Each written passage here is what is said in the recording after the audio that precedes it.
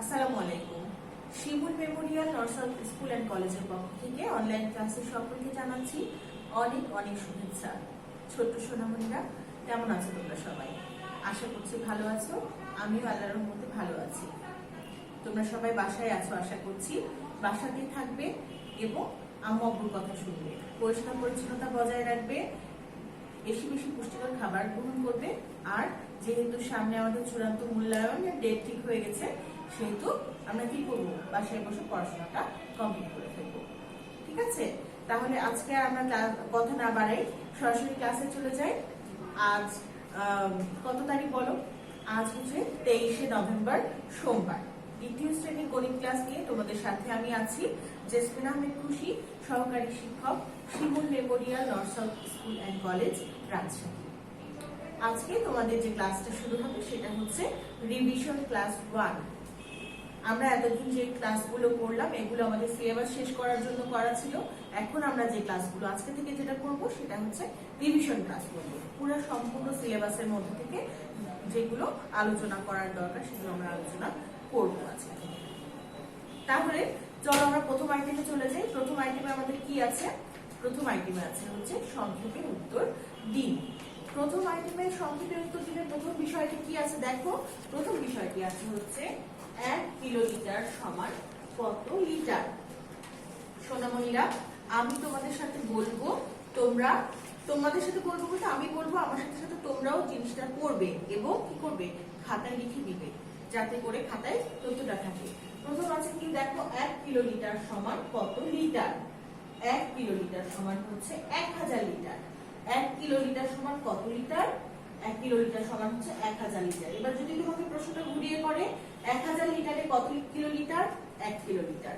আশা করছি তুলে ফেলেছো। খ নম্বরে কি আছে দেখো।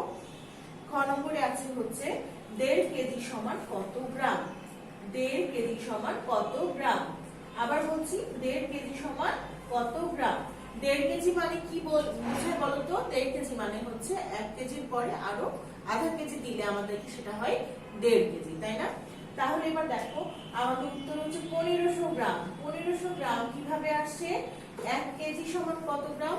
1 কেজি সমান হচ্ছে 1000 গ্রাম। আর বলেছে আরো আধা কেজি। আধা কেজি মানে কত গ্রাম? 500 গ্রাম। 1000 গ্রাম আর 500 গ্রাম মিলে হয় 1500 গ্রাম। আমাদের প্রশ্নটা ছিল হচ্ছে 1.5 কেজি সমান কত গ্রাম। 1.5 কেজি সমান হচ্ছে 1500 গ্রাম। কত গ্রাম সোনামণিরা? 1500 গ্রাম। এবার দেখো গ নম্বরে কি বলেছে। গ নম্বরে বলেছে ভগ্নাংশের কয়টি অংশ ও কি কি। ভগ্নাংশের কয়টি অংশ বলতো?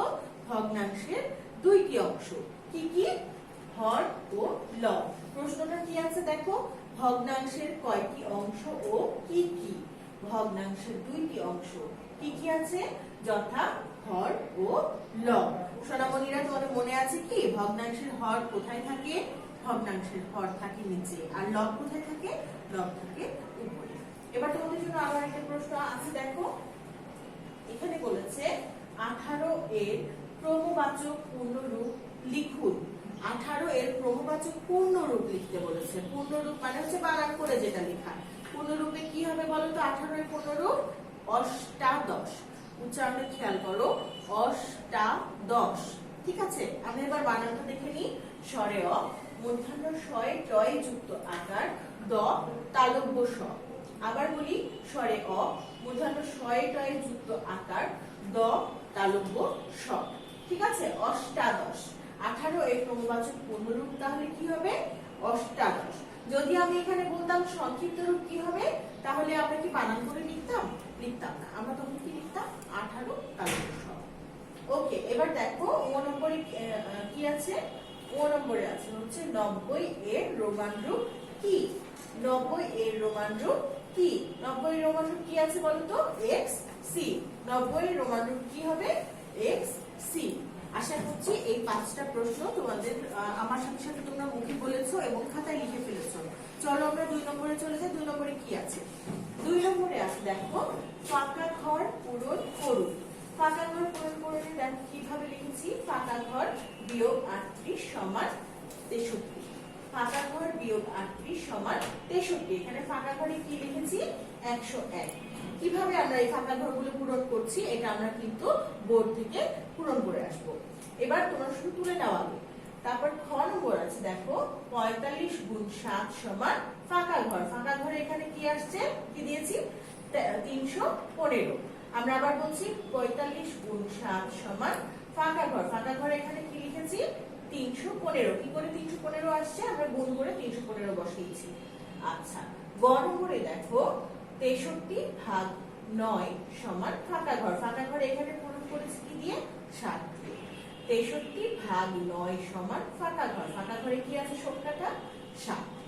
এবার দেখো ঘ নম্বরে 27 যোগ ফাঁকা ঘর সমান 75। এখানে ফাঁকা ঘরে কি বসিয়েছি, 48 বসিয়েছি। আবার বলছি 27 যোগ ফাঁকা ঘর সমান 75। এখানে ফাঁকা ঘরে হচ্ছে 48। কিভাবে আমরা ফাঁকা ঘরগুলো পূরণ করেছি সেটা আমরা চলো বোর্ড থেকে দেখে আসি। নমনীরা দেখো ক নম্বরে আছে কি, ফাঁকা ঘর বিয়োগ 38 সমান সমান 63। তাহলে আমরা বিয়োগের অঙ্কটা দেখতে পাচ্ছি, তাই না? বিয়োগের সূত্র থেকে কি জানি আমরা, বিয়োজন বিয়োগ বিয়োজ্য সমান বিয়োগফল, তাই না?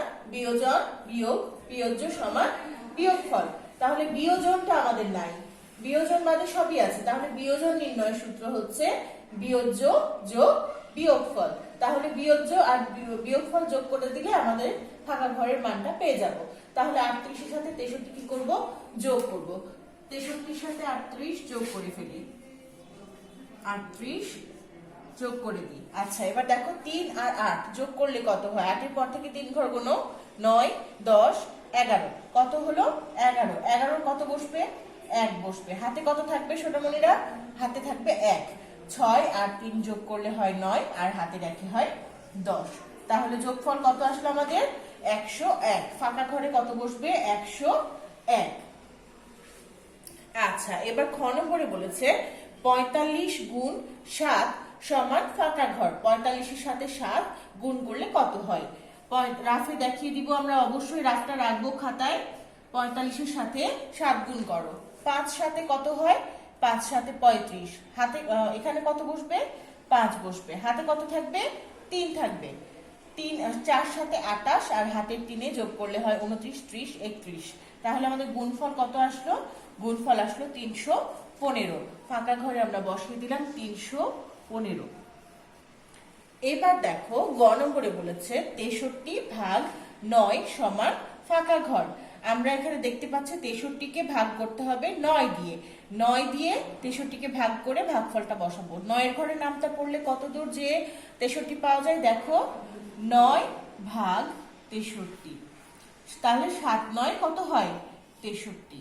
7 9 63। আমরা নামটা করে আসবো, দেখবো 7 9 63 পাচ্ছি। এখানে ফাঁকা ঘরে বসিয়ে দিব 7। ঠিক আছে। এবার দেখো ঘ নম্বরে 27 যোগ ফাঁকা ঘর সমান 75। 27 এর সাথে কত যোগ করলে 75 হয়, মানে যোগফল এখানে 75।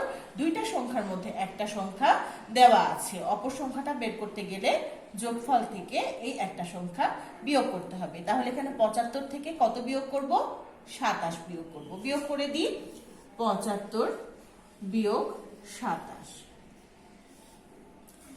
এবার দেখো খেয়াল করে, 75 এর এককের ঘরে আছে 5, আর 27 এর এককের ঘরে আছে হচ্ছে 7। 5 ছোট 7 বড়। তাহলে 5 কে কত ধরতে হবে, 5 কে ধরতে হবে 15। 15 থেকে 7 বাদ দাও, 8 9 10 11 12 13 14 এবং 15। কত পেলাম, 8 পেলাম। তাহলে এখানে বসিয়ে দিব 8। 15 যে ধরেছো, এক ধার নিয়েছিলে, ওই এক ফেরত দিয়ে দাও 2 এর কাছে, হবে কত, 3। 7 থেকে 3 বাদ দিলে কত হয়, 4 5 6 7। কত পেয়েছো, 4 পেয়েছো। তাহলে আমাদের বিয়োগফলটা কত হবে, 48 হবে। ফাঁকা ঘরে কত বসবে, 48 হবে। সোনামণিরা, আমি আশা করছি আমি এগুলো বলছিলাম যখন, তোমরা আমার সাথে সাথে এটা ফিল আপ করে নিয়েছো এবং রাফটাও তুলে নিয়েছো খাতায়। চলো আমরা স্লাইডে ফিরে যাই।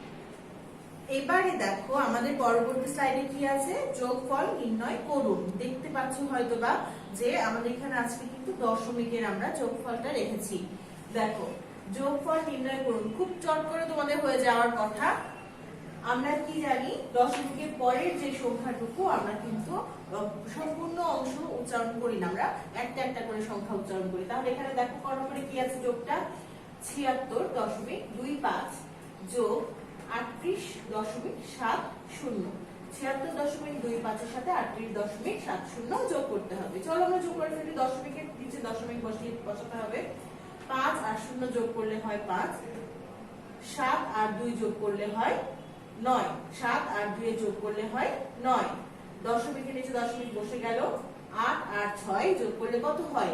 9, 10, 11, 12, 13, 14। 14 কত বসবে? এখানে 4 বসবে। হাতে কত থাকবে? 1 থাকবে।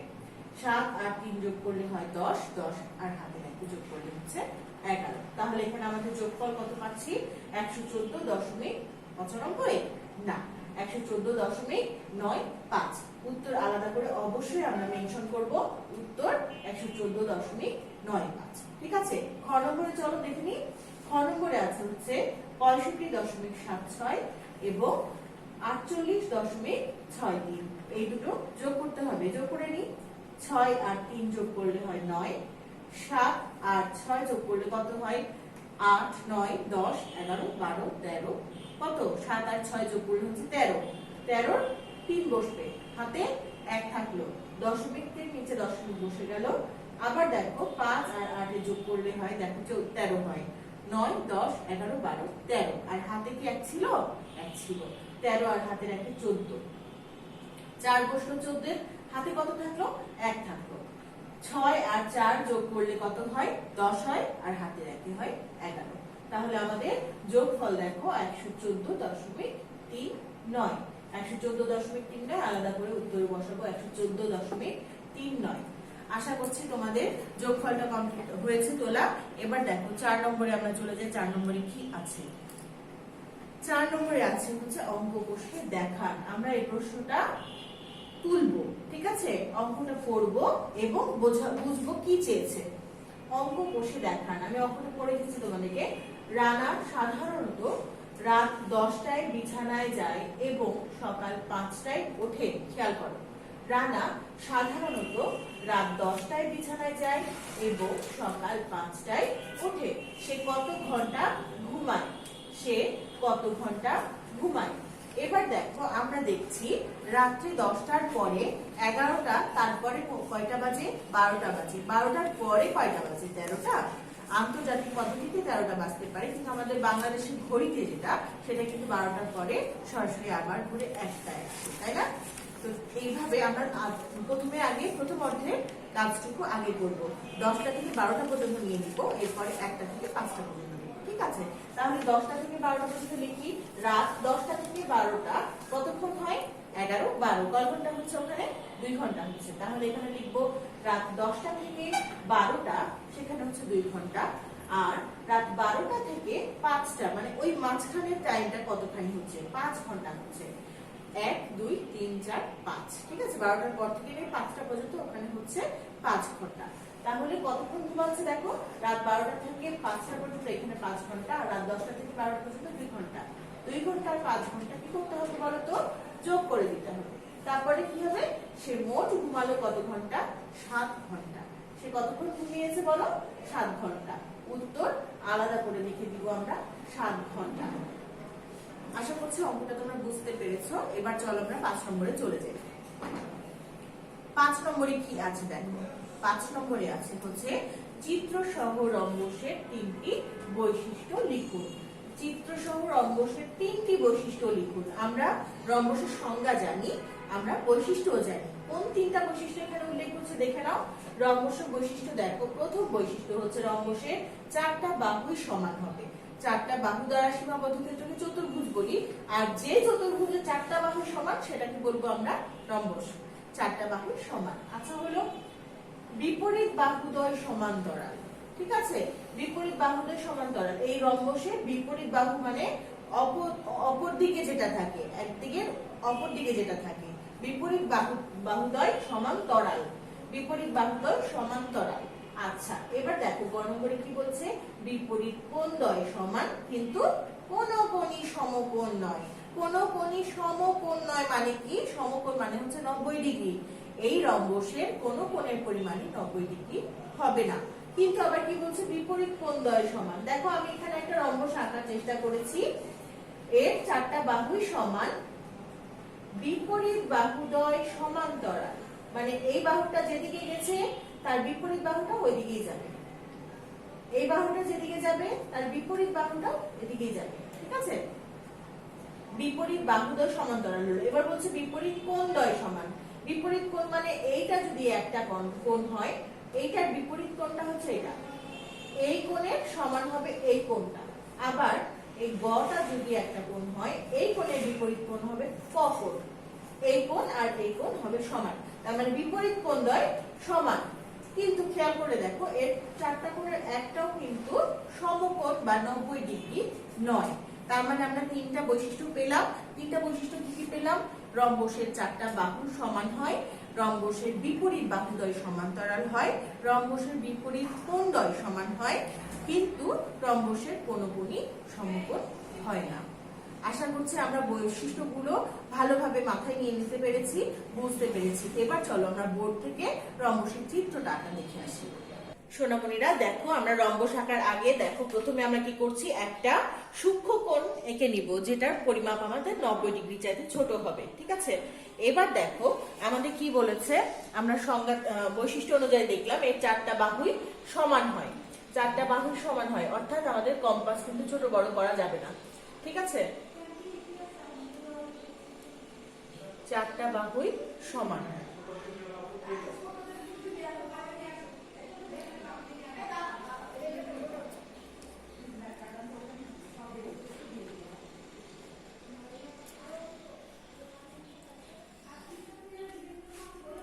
এবার আমরা যে চাপ পেলাম, এই চাপগুলো স্কেল দিয়ে ভালোভাবে যোগ করে দিব।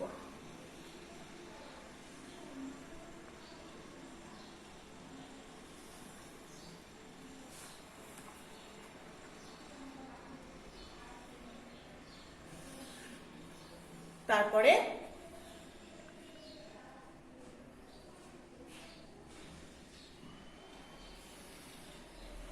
এবার নাম্বারিং করব, ক, খ, গ, ঘ। লিখব নিচে চিত্রে ক, খ, গ, ঘ একটি রম্বস, ঠিক আছে। আশা করছি তোমরা রম্বসটা আঁকতে পেরেছো। চলো আমরা স্লাইডে ফিরে যাই। সোনামণিরা, আমাদের আজকের যে ক্লাসগুলো করলাম, আমরা ক্লাসের মধ্যে যা যা পড়লাম সেই পড়ার উপর ভিত্তি করে আমাদের নেক্সট দিন আছে হচ্ছে ফিডব্যাক, রিভিশন ফিডব্যাক 1। আজকের এই পড়ার উপর ডিপেন্ড করে রিভিশন ফিডব্যাকের শীট তোমাদের কাছে অলরেডি চলে গেছে, কমপ্লিট করে ফেলবে। আজকের ক্লাসটা ধৈর্য ধরে দেখার জন্য তোমাদেরকে অনেক অনেক ধন্যবাদ। আগামী ক্লাস দেখার জন্য আমন্ত্রণ জানিয়ে আজকে এখানে শেষ করছি। আল্লাহ হাফেজ, আসসালামু আলাইকুম।